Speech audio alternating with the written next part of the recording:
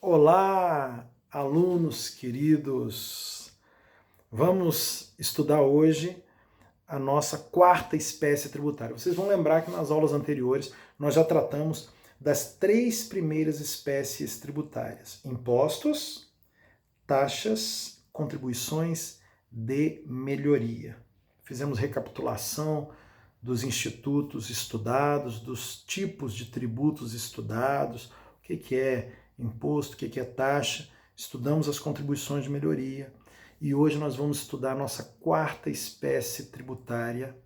Você vai lá para o artigo 148 da Constituição e eu quero te pedir isso encarecidamente, assista nossas aulas, já falei isso desde as primeiras aulas presenciais com vocês lá na faculdade. Assistam às aulas com o código aberto, com a Constituição aberta, com os dispositivos legais citados abertos. Isso vai fazer com que você economize horas de estudo, facilite o seu estudo. Eu vou te falar mais. Vai tornar a matéria banal, simples. Basta que você acompanhe o que nós estamos falando com a sua Constituição aí, nesse caso hoje, aberta. Ok? Combinado? Vamos firmar esse acordo para que as nossas aulas fluam melhor e que você possa absorvê-las também melhor. E lembrando sempre que eu vou postando no portal do aluno os exercícios, os artigos, né, e você vai ter oportunidade e condição de fazer, de dar conta, de fazer todos os exercícios, tudo aquilo que foi proposto com o material que será disponibilizado. Ok? Muito bem. Quarta espécie tributária, abra aí a sua Constituição no artigo 148. Estamos falando dos empréstimos compulsórios. Empréstimos compulsórios. Artigo 148 da Constituição diz assim: a União poderá, mediante lei complementar, instituir empréstimos compulsórios. Primeira observação. Agora nós estamos diante de um tributo de competência exclusiva ou privativa. Como assim? Quando nós estudamos as três primeiras espécies tributárias, lá no artigo 145, você vai lembrar que está escrito lá no artigo 145, a União, os Estados, o Distrito Federal e os municípios poderão instituir os seguintes tributos. Vejam, impostos, taxas, contribuições de melhoria. Então, os impostos, as taxas e as contribuições de melhoria, que foram as nossas três primeiras espécies tributárias, poderiam ser instituídas com uma competência concorrente: União, Estados, Distrito Federal ou municípios. Agora, a nossa quarta espécie tributária não. Só pode ser instituída pela União. Então, a primeira observação, a primeira diferença é essa. Empréstimos compulsórios, nossa quarta espécie tributária, só pode ser instituída pela União. E também tem mais uma particularidade aí no caput do artigo 148. Os empréstimos compulsórios, todos eles, não esqueça disso, só poderão ser instituídos através de lei complementar. O que é isso? Toda matéria reservada à lei complementar, ou seja, toda matéria que a Constituição obriga a ser disciplinada, a ser tratada por lei complementar, essa lei complementar, para entrar em vigor, ela precisa obedecer a um processo legislativo específico.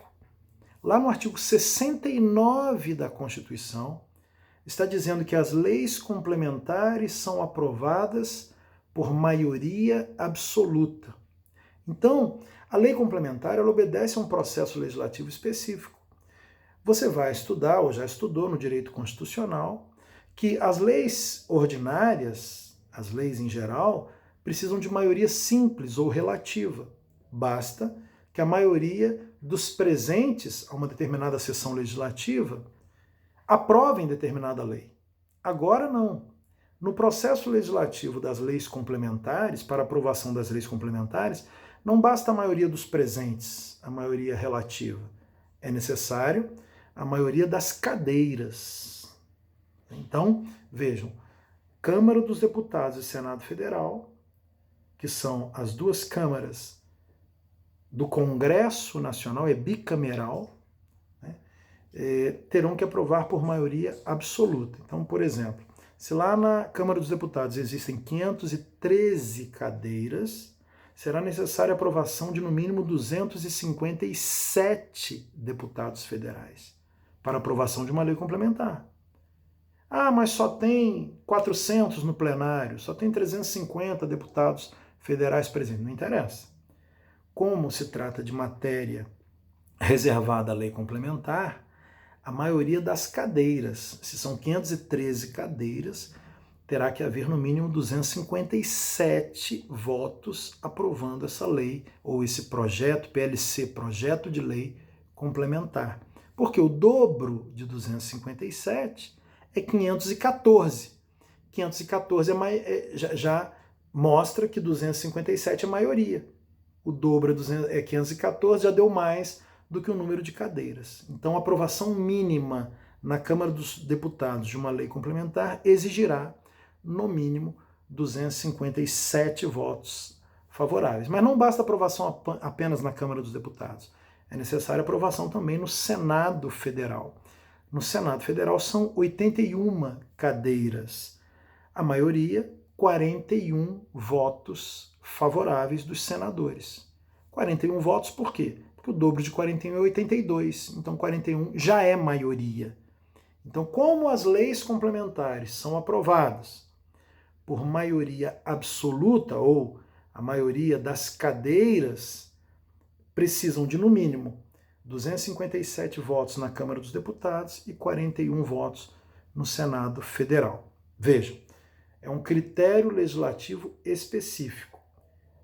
Empréstimos compulsórios, artigo 148 da Constituição, só poderão ser instituídos através de lei complementar, portanto, uma lei que obedeça a esses critérios de aprovação especificados que eu acabei de mencionar para vocês. Caput. Competência, caput do 148, competência exclusiva ou privativa da União.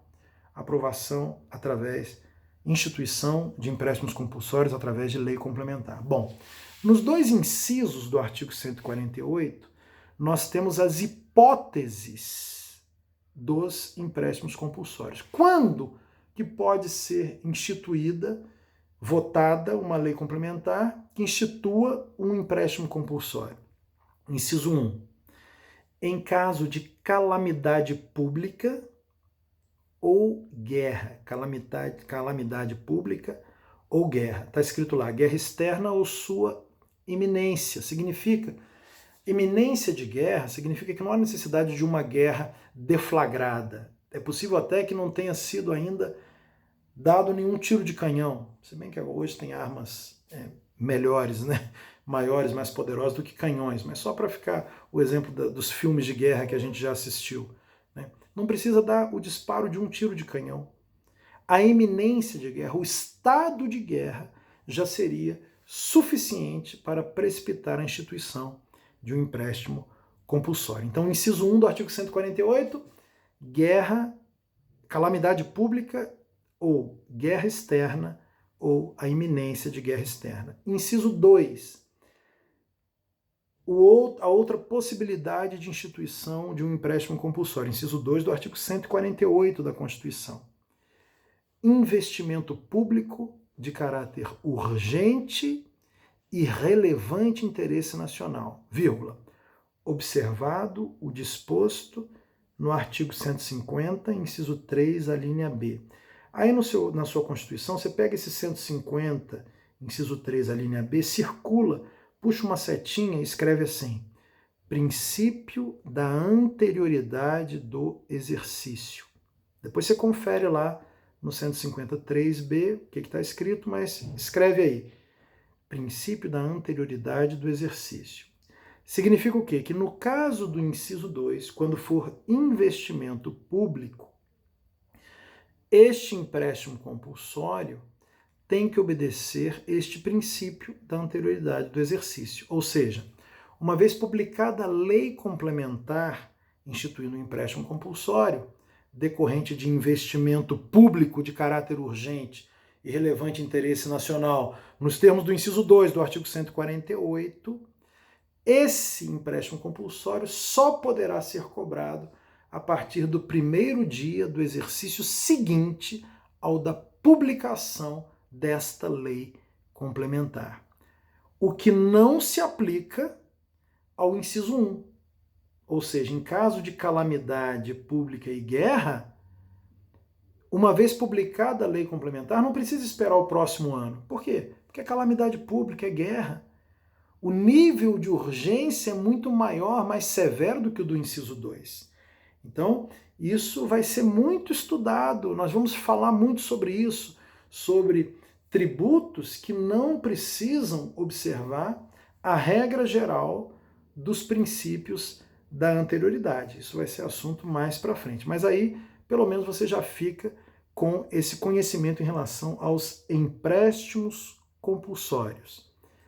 Inciso 1, calamidade pública ou guerra, que não precisam esperar o próximo exercício para a sua cobrança. Inciso 2, investimento público de caráter urgente e relevante de interesse nacional, que terão que observar o princípio da anterioridade do exercício. Por enquanto é só. Mais informações, fechando empréstimos compulsórios e entrando na nossa próxima espécie tributária, a quinta e a última, no próximo vídeo. Um abraço e obrigado pela atenção.